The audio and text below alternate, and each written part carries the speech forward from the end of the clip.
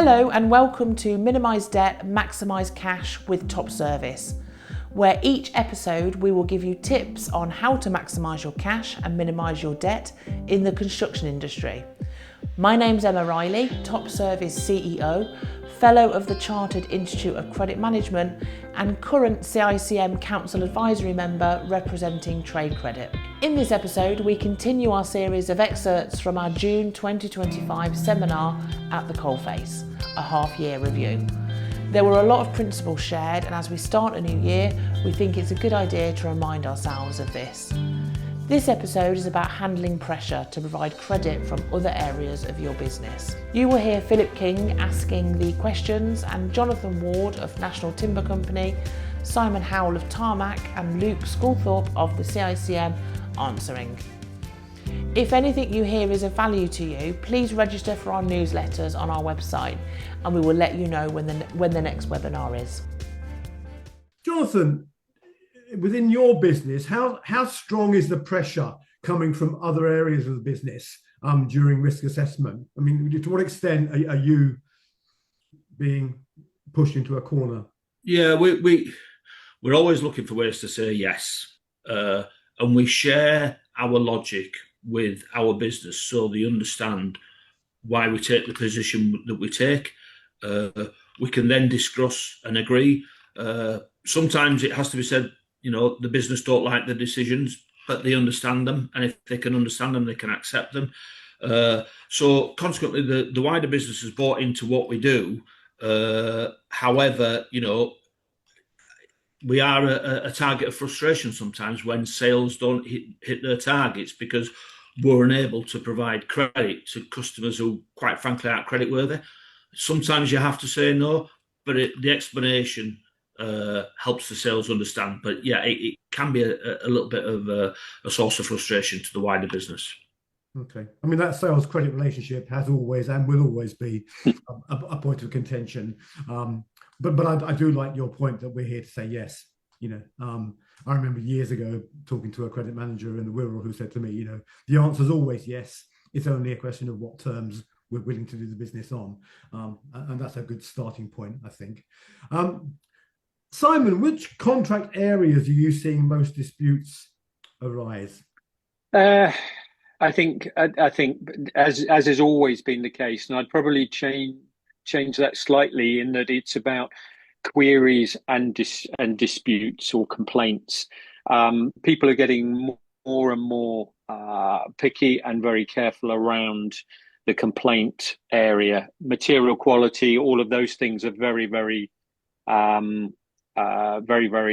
sort of finely managed by our clients and the contracting world, but equally very sensitive around price queries, that sort of, you know, the standard sort of elements that we would see in terms of most contracts.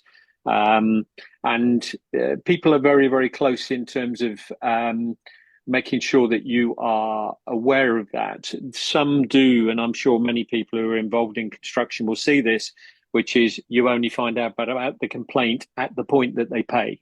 In other words, try and stretch it out as much as possible. You add on another month. Classic. That is becoming, we see it a lot more, although we push back a lot more on it as well, successfully, and I've got to say in general, but that's a big thing. Okay, thank you. At this point, I'll remind you that you can put any questions in on the chat box. Please do, and thank you, Marmaduke, for yours. We'll come back to that later on if that's okay. Got sight of it, so I won't miss it. Luke, has the CICM picked up any particular vibes about contract negotiations currently?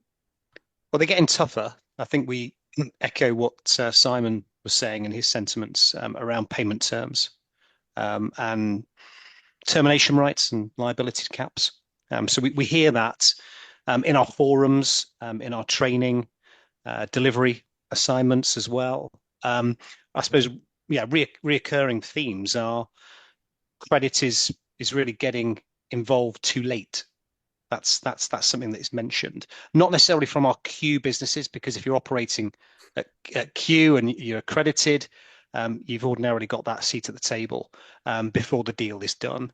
But certainly, yeah, early input changes the quality of decision making, and helps really avoid those future disputes on a lot of occasions.